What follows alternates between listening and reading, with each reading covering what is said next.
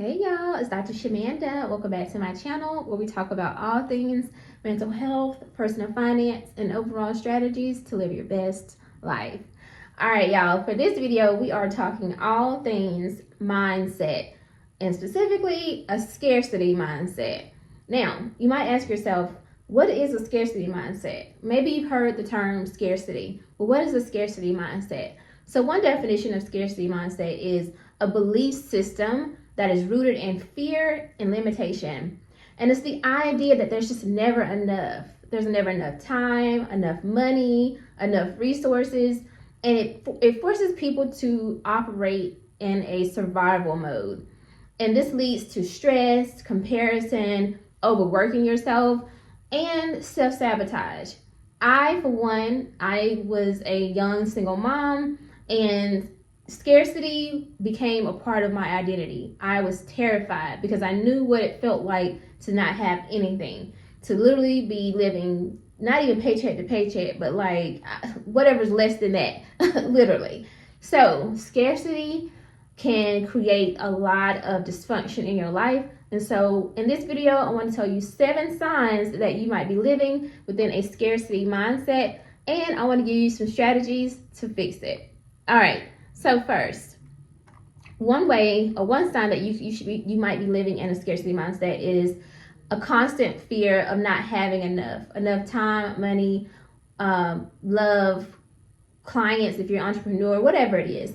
So that fear of like, okay, like maybe let's say you work a full-time job, but maybe your job pays you, enough. Maybe you're definitely getting paid more than minimum wage or whatever, but maybe even though you're able to pay all your bills and maybe you don't have enough to save and invest like that, but you're at least having enough to pay all your household expenses and your living expenses, but you just feel like you're always on edge, you're always scared and fearful. So you're constantly thinking that it's not enough, or that, and sometimes that is like true. Like maybe you're at the end of the month and you're budgeting and you're trying to figure out like, how am I going to pay for next month or things of that sort. So just that constant anxiety and fear that you don't have enough. Or especially if you're an entrepreneur and maybe you aren't an entrepreneur yet, maybe you're thinking about jumping out or transitioning into entrepreneurship, but you're like, how am I going to find a clientele? How am I going to match my 9-to-5 income? You're scared. It's fear. It's rooted in fear of like not having enough or things not working out for you. Another sign would be comparing yourself to others and feeling behind. So maybe you are in your mid-30s, or maybe you're just entering your 30s and you're looking around at everyone and you're like, they're so much further ahead in life than me. What's going on? Like, why am I not, progressing in my life at the same speed? Or if you, like me, I just finished my doctorate. Maybe you feel like, well, I just finished my doctorate and I have a PhD. Why am I not in my career field now? Like, why am I not teaching full-time? So there's so many different things that could come into your mind, and you start comparing yourself to others and feeling like you're behind. Another sign would be hoarding resources or procrastinating on investing in yourself. Now, you'll see and hear a lot of people tell you that in order to advance in life, you have to invest in yourself. You have to be willing to take that mastermind class or get that certification, or literally even just saving, or even like being willing to start your own business. But when you have a scarcity mindset, you don't do any of those things because you're terrified of actually, basically risking what you have, what you know for sure. Like, I have this $15,000, but I'm going to save it because I don't know what if something happens. We're in a recession, inflation. But you say you want to go full-time in your business, but you're not willing to invest that money into starting a business or getting the coaching that you might need. So procrastination and hoarding your resources. Another sign would be saying things like you can't afford it versus saying, how can I afford this? So someone with a scarcity mindset is like, I can't afford that, or I'm broke. Like, they use words like that, like you don't have enough. Like, I can't afford to attend that training. I can't afford that certification that's going to help me transition out of this current career that I don't like, or I'm not happy about anymore, or not passionate about anymore. instead of asking yourself, which is more from an abundant mindset of how can I afford this? Do I need to work extra, like overtime? Do I need to pick up a side gig and save to actually be able to fund this new entrepreneur venture or something like that? So a scarcity mindset is going to always focus on not having enough and being broke, or saying that you can't afford something. Another sign would be overworking yourself, but also being afraid to like raise your prices or to leave your job. So let's say that you have gotten your another degree or certification, and your current employer isn't paying you your new value, like the value that you offer, that you bring, right?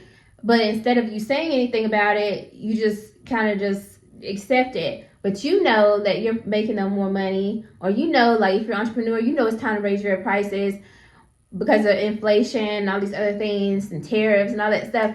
But instead of you saying anything, you just eat it, or you become resentful, honestly, because you're scared. You're scared that you might get fired if you say anything to your employer, and you're scared that your clients might leave you if you raise your prices. I have a really good friend who's a hairstylist, and I will, even though she would have to increase my price technically because I'm one of her clients, but I will always encourage her to increase her prices every year. Like inflation, that's just across the board. If you're an entrepreneur, you have to increase your prices, and the people who value what you do and what you bring to the table and you offer as far as your services, they will stay with you. Right now, I I'm a little different because sometimes like I might have to take a step away to if I'm focused on a certain goal. But in general, I encourage anyone to increase your prices and don't think about scarcity. Don't think from a scarcity mindset of like, oh, I'm gonna lose my clientele. Well, guess what? You might also attract a different clientele that can afford to pay you those prices because they actually see you as more valuable. Because why is this $150? What kind of special thing is this that they're offering? So, but a scarcity mindset is going to make you so scared to raise your prices because they think it's going to make you think that everyone's going to walk away from you, or you might get fired if you ask for a raise or things like that. Another sign would be feeling guilty when you're resting or you're enjoying yourself. So, feeling like you don't have enough time, and definitely not enough time to actually sit on the couch and watch a Netflix show and just allow your brain to just escape and relax, because I gotta always be working, I gotta always be doing something, I gotta always be making money, because if I don't, then I might not have enough to pay my bills this next month or whatever. Like a scarcity mindset has you in a constant state of fear that you just don't have enough time, money, and anything. So not even being able to relax and feeling guilty when you do, or when you do take a vacation. And I personally, I felt that so many times. This year I came in strong. I was like, every month I'm taking a PTO day, a mental health day. I'm not gonna don't have to have a reason for it. It's just a mental health day, just because I don't want to do nothing. Period. And I gotta do it. I have to schedule it. I have to submit that PTO request every month. I gotta pick a day. Sometimes 2 or 3 days at that point. Like at this point, listen, and no excuses. So feeling guilty when you do those things. And then another and final sign would be feeling jealous when other people succeed. Honestly, it's really, I don't even think that we really want to be jealous, but it's like you're seeing those people do what you should be doing yourself, and and what you deserve for yourself. You're seeing them live out your life and your reality, or what could be for you, right? So instead of like doing the work and actually doing those things and making those things happen, you start resenting other people and being jealous because they're succeeding. But really, that should be like an indication for yourself that you're scared, you're living out of fear, whereas the other person is living out of abundance. They're taking the risk, they're taking the step to do what they need to do to live out their life purpose. All right, so let's transition quickly to how can we fix that scarcity mindset? What can you do differently? So one thing is literally a mindset shift. So instead of the scarcity mindset of like not having enough and feeling scared all the time, you shift to an abundant mindset where, okay, well, how can I get this money? How can I get more time back? How can I get my financial freedom and time freedom? What are the things that I need to do to put in place? So shifting from I don't have enough to, well, let me go find it and figure out how to do this and get what I need. Another shift would be daily affirmations and mental rewiring. So daily affirmations, I do those every day. Every morning I start my day with affirmations.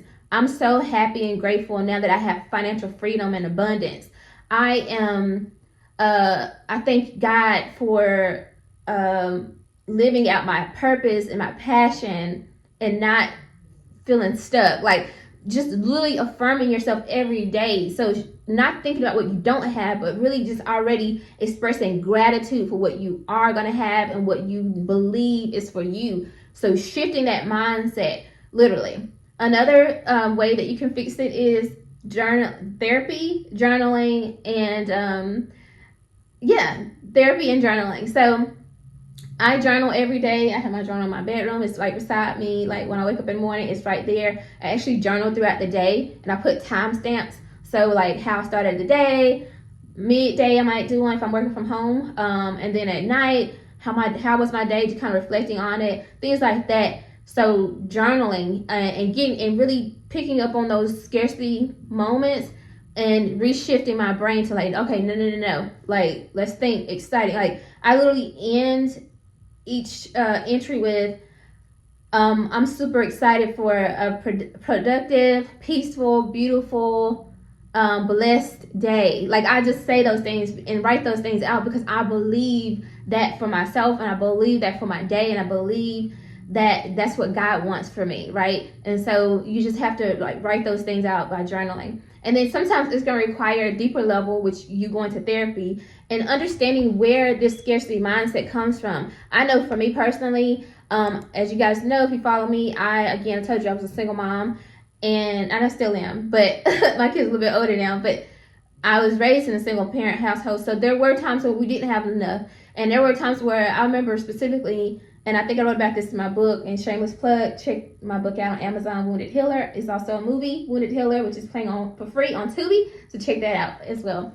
But I definitely remember coming home some days when the lights were off, or even going to school knowing that the lights might get cut off by the time I get home because my mom didn't have the money. So a scarcity mindset really followed me throughout my entire life of like being scared that we wouldn't have enough, being worried if my mom would be able to take care of the bills, or if we would have to move and things like that. Like, and it's followed me into my parenting of like, okay, I don't have anybody to depend on. I don't have anybody to ask for help, and if I don't work this job, or if I get fired, like, and it would create like a lot of workplace anxiety of always trying to be perfect and make sure I do everything right, because if I get fired, then how am I going to pay my rent, and how am I going to take care of my kids? Like, it literally created a scarcity mindset, and these were things that I had to work through in my own therapy. Yes, I am a therapist who believes that therapists need therapists, like literally. So, but yeah, when it's really intense like that, definitely consider therapy as well.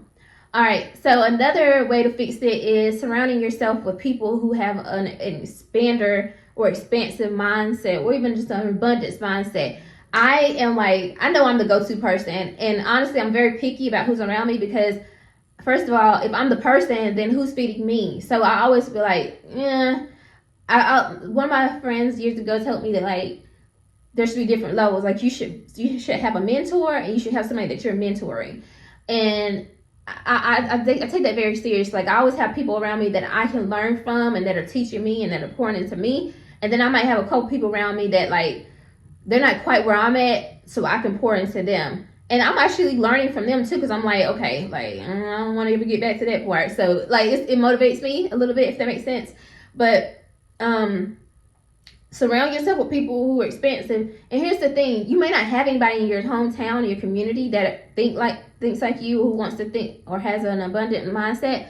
Sometimes you're gonna have to go to the internet, baby. I'm just gonna be honest. Like you might have to go follow some IG mentors and watch some YouTube videos. Like I do it all the time. Like I know, like sometimes I don't have access to these people, but like I can watch their content, and that's enough. It really is. It can be helpful. And sometimes you need to go a little deeper, and you might want to book like some one-on-one consultations with those people. And I'm personally soon going to be offering coaching calls for people who just want to shift their mindset. It's not therapy. I'm not trying to be nobody's therapist outside of what I already do, that type of stuff. But like helping people change their mindset and think deeper, and kind of helping them see where they might have some issues, some areas where they're stuck. Because sometimes you need somebody else to see it. Like you need somebody else to be your mirror for you. So surround yourself with other people who think, who are like abundant in their thinking.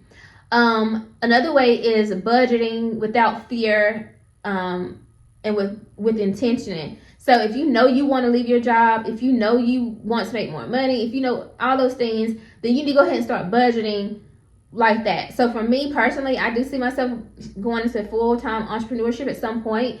So I'm already like focusing on paying off debt and investing in my company, my business, things like that. And so my budget reflects that. Like, I'm not out here splurging, I'm not taking trips, none of that, because I know I'm all about, I have to invest in myself. And so I don't have time to do those extra things that won't bring value to me. Not right now. I know that at some point I can do those things and I'll do it without any hesitation. But right now I have to budget with the intention of financial freedom and time freedom.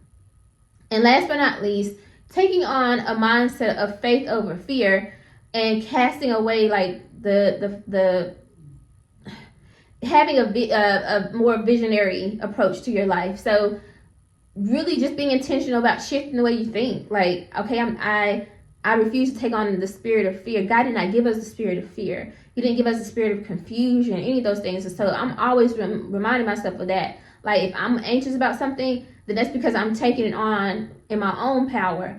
And that's not what I'm supposed to do. God did not call us to do that. And we do have power within us because we are God's children. But at the end of the day, though, like, we're not supposed to be operating out of fear. So who's my father, right? Think about that, right? Ask yourself that question. Who's your father? Who is your God, right? And if you're who you say you are and who you say you are, then remind yourself of that every day and every moment. And you know what? I'm going to take this next step because I know that God has something beautiful for me. He did not give me a spirit of fear and confusion, and He didn't give me this life of poverty and scarcity. I deserve abundance and like wealth and love and peace, and I am here to serve. And I know and trust that God is going to give me everything, all the desires of my heart, because He can trust me with it. And I'm a very great steward of it all. And that's how I feel every day, baby, period. So I hope this helps. That's how we can get rid of a scarcity mindset. And those are some signs that you do have a scarcity mindset, and you need to use those tools that I gave you to get rid of it ASAP. Okay? All right, guys, thank you so much for watching this video. I'm super excited to have you on this journey with me. Like this video, comment, subscribe, share this with someone who needs it, and I'll see you guys in the next video.